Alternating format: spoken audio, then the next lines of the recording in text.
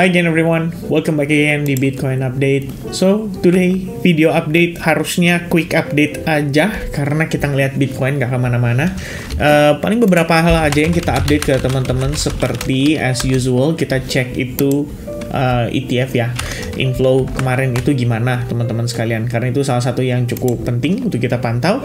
Dan faktanya teman-teman 3 hari terakhir itu inflow yang cukup besar. Bahkan sebenarnya kalau kalian perhatikan ya, dari sejak hari Jumat sih itu ada inflow sekitar 143,1 juta dolar. Kemudian hari Senin itu start masuk 294,8 juta dolar. At least ini kayaknya terbesar ya sejak mungkin beberapa pekan terakhir, semenjak terakhir kali FOMC press conference ya. Kemudian juga ada 216 juta itu sekitar hari Selasa, dan hari Rabu kemarin masuknya 147,4 juta. Well, BlackRock hari kemarin ini ya, lebih tepatnya Rabu, belanjanya nggak banyak sih, 222 ya, angkanya dipasin teman-teman. Nah, yang lumayan banyak belanjanya itu dari Fidelity sekitar 57,8 juta dolar, dan disusul oleh EasyBC ya, ini namanya lucu banget ya, EasyBC ya, adalah 31,7%, 31,7 million ya. Serta Grayscale seperti biasa ada outflow-nya, tapi kecil aja 8,2 juta dolar. Sehingga total masuk kemarin 147,4 juta dolar. Dan total sejauh ini dari awal pertama kali sampai dengan hari ini, total inflow di ETF spot Bitcoin itu udah mencapai 15,4 miliar dolar. Angka yang fantastis, dan good newsnya lagi itu dari German government punya wallet ya. Ini kita ngelihat dia udah mulai ngirim lagi ya. Ini kayak 1 jam lalu tuh ya. Ini 1 jam lalu dia kirim ke Bitstamp, kemudian kirim ke Kraken, kirim ke ini saya lupa nih, B2C2 ya, B2C2 Group. I don't know ya, ini wallet apa teman-teman sekalian, tapi ada Coinbase dan masih banyak lagi ya. Ini kalau dilihat keluar masuk bukan berarti Jerman beli ya, itu yang harus diingetin lagi ke teman-teman. Tapi so far kalau kita lihat dia kirim keluar itu nominalnya sih cukup gede teman-teman, ada sekitar 21,7 ya, adalah 100 juta dolar itu lewat teman-teman ya dalam satu hari. Tapi memang goalnya adalah kan ngabisin ini nih ya, 13,17k Bitcoin ya. Dan kalau misalnya ngelihat progres yang berlangsung saat ini, kelihatannya sih kalau kita ngelihat nih tren nih, ini kan tren nih, teman-teman mesti nggak bisa lihat ya. Coba saya ganti ke satu pekan. Nah ini kalian bisa lihat ya di sini. Nah ini tren seminggu terakhir nih. Tuh ya, dari tanggal 8 kemudian tanggal 9, wah anjloknya dalam dan anjloknya sangat signifikan. Tapi kalau kita ngelihat harga tanggal 8 tanggal 9, apakah separah itu? Enggak ya. Tanggal 8 ke 9 menariknya malah price action pada Bitcoin itu cenderung naik guys. Jadi kalau dilihat dari sini ya bisa dibilang serapan yang diambil oleh para pelaku pasar ya, mungkin ETF terutama, ini memberikan indikasi yang cukup positif. Jadi sentimen negatif dari Germany government yang melakukan penjualan ini cenderung berkurang sentimennya ya. Jadi tidak memberikan pengaruh yang seperti bagaimana banget.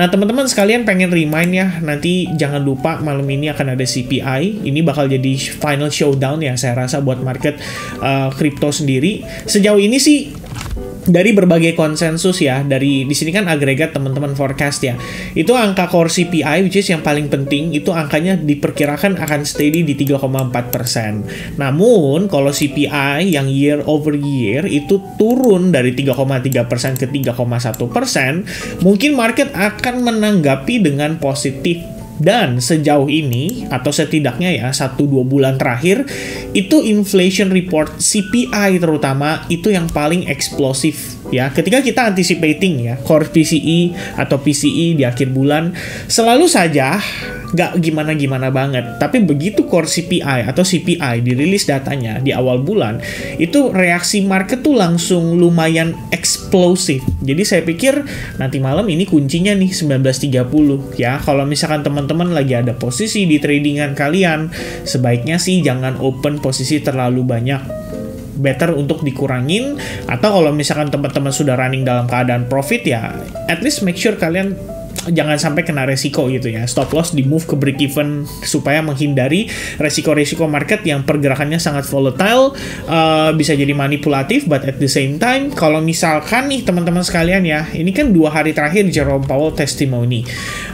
Kalau dari 2 hari terakhir yang saya tanggepin, yang saya lihat ya, Jerome Powell intinya merasa bahwa sejauh ini sudah on track ya. Pertumbuhan atau bisa dibilang perkembangan inflasi yang diharapkan bisa mencapai angka 2% itu terlihat cukup jelas ya, dalam artian ada kemungkinan bisa dicapai lah ibaratnya. Dia mengatakan seperti itu dengan secara tidak langsung ya, dengan berbagai, ya kalian tahu ya Jerome Powell itu selalu konservatif dan dia selalu mengeluarkan statement-statement yang defensif.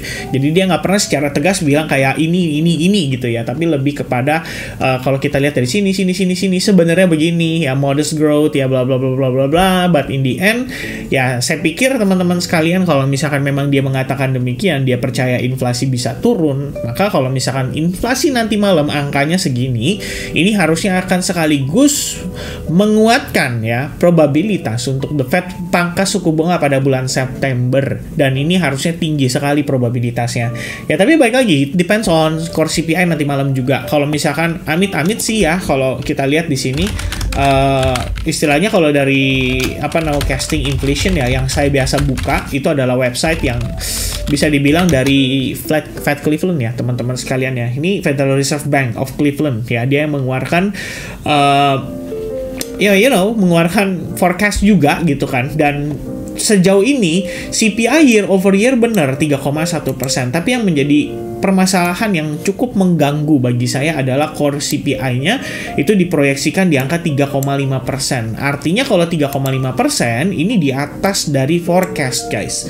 Dan kalau di atas dari forecast, resikonya adalah market bisa mengalami koreksi ya, atau bisa kembali tertekan dan malah turun lagi. Itu sih sebetulnya ya. Saya nggak tahu nih nanti malam reaksi pasar akan seperti apa ya, karena ini jatuhnya datanya mix ya, antara core dan CPI-nya itu bakalan nge-mix teman-teman sekalian kalau sesuai dengan nowcasting inflation yang dikeluarkan oleh The Federal Reserve of Cleveland ya, itu kalau yang dikeluarkan oleh mereka. Tapi kalau mengikuti konsensus yang ada ini, maka akan dianggap cenderung positif dan harusnya market bisa rebound pada malam hari ini. Itu ya pertimbangan sementara teman-teman sekalian. Kalau ngelihat Bitcoin dari closing, sebetulnya saya nggak bisa bilang kita naik, nggak bisa bilang kita turun juga. In the end kita cuman flat consolidation aja di dalam inside bar ini. Jadi kita nggak naik, nggak turun ya, flat aja di situ-situ aja teman-teman sekalian sejak 3 hari terakhir, termasuk dengan hari ini. Kalau misalkan dia CPI nanti make a move dan bisa closing di atas, nah ini mungkin akan mengkonfirmasi retest atas level $60.750. Abis itu antara kita dapat rejection atau kita malah claim dan kita balik bullish setelahnya, mudah-mudahan ya kita bisa ngelihat market kembali rally lagi sesegera mungkin. Ya itu sementara bayangan saya sih kalau ngelihat sekilas dari pergerakan yang saat ini sedang berlangsung pada Bitcoin ya. Tidak lupa juga menambahkan trendline ini karena pada dasarnya kita bergerak dalam struktur yang bearish untuk lower time frame, dan untuk daily-nya kalau kamu konekin antara high point ketemu dengan high point dan high point-nya lagi, ini jatuhnya membentuk sebuah trendline yang manakala bisa menjadi resistance juga di bagian atas ini. Karena kalau kita gunakan Fibonacci retracement from the top to the bottom, kamu bisa lihat area 0,79% itu confluence dengan previous resistance. Ada ada imbalance juga di sana, dan kalau saya tambahkan yang 0,62% ya, which is di sini teman-teman sekalian, jatuhnya di 59.000 ini ya, ini adalah area support resistance. Ya bisa dibilang antara 61.000 sampai 59.000 lah. Ini merupakan resistance yang sangat kuat. Ditambah adanya trendline ya, jadi menambahkan confluence. Dan tidak lupa teman-teman, kalau kamu tambahkan indikator sama ya, masih ada exponential moving average 21 di atasnya, dan itu jadi tahanan penting untuk pergerakan Bitcoin saat ini. Alright, that's for the bear side ya. Dan kemudian untuk kalau kita lihat ya, how can Bitcoin develop ya sejauh ini, ya dia sih kecenderungan naik ya, tampaknya membentuk channel juga di sini. Kalau kalian bisa lihat ya di sini progresnya lebih kurang kan, bisa jadi seperti itu gitu ya. Makanya kemarin saya sempat ada satu pandangan lah ya, kalau saya share ke teman-teman di advance group juga. Wait a minute, Nah ini teman-teman sekalian ya, saya malas gambar lagi ya, dan saya lupa saya gambar di mana teman-teman ya. Nah pada intinya gini, saya menyampaikan bahwa ada probabilitas ini kita bisa finishing C wave dan mungkin 60.000 jadi area resistance-nya. Nah tinggal pertanyaannya adalah kita mau dibawa dibanding turun langsung atau mantul dulu. Nah kelihatannya kita bakal milih yang cenderung mantul dulu ya. Jadi jatuhnya kalau kita lihat di sini teman-teman sekalian, by progress on the lower time frame, ini bisa dibilang semi respect ya. Jadi kayak low point ketemu low point di sini, saya connect ya teman-teman. Kemudian kita bawa ke samping seperti ini. Ya. Nah, more or less-nya. Ini semi di respect dan tidak di respect ya. Jadi kayak seakan-akan dia breakdown tapi dia balik lagi, dia konsolidasi lagi dan pada akhirnya flat. Ya, nggak kemana-mana teman-teman. Kalau saya marking seperti ini lebih tepat malah tuh. Jadinya kita konsolidasi aja di pergerakan range yang relatif terbatas. Ya, jadi untuk saat ini apakah kita harus react terhadap Bitcoin? Kalau menurut saya sih chill down aja dulu ya, chill down. Jangan terlalu memaksakan transaksi. Kita lihat nanti perkembangan inflasinya seperti apa. Dan lebih penting lagi kalau teman-teman mungkin ya sudah ada yang melakukan cicil beli di spot gitu kan. Ingat lagi guys ya, your goal di investment plan kalian itu untuk jangka panjang seperti apa dan exit timing atau planning kalian seperti apa. Itu penting untuk kalian persiapkanlah dari sekarang ya. Sekiranya seperti itu yang bisa saya sampaikan. It's gonna be a quick update seperti yang saya katakan di awal, dan next update-nya kita akan update lagi setelah inflation report atau CPI nanti malam, which is di Bitcoin update berikutnya. Oke, thank you very much, God bless, and I'll see you guys again in the next update. Cheers guys, bye bye.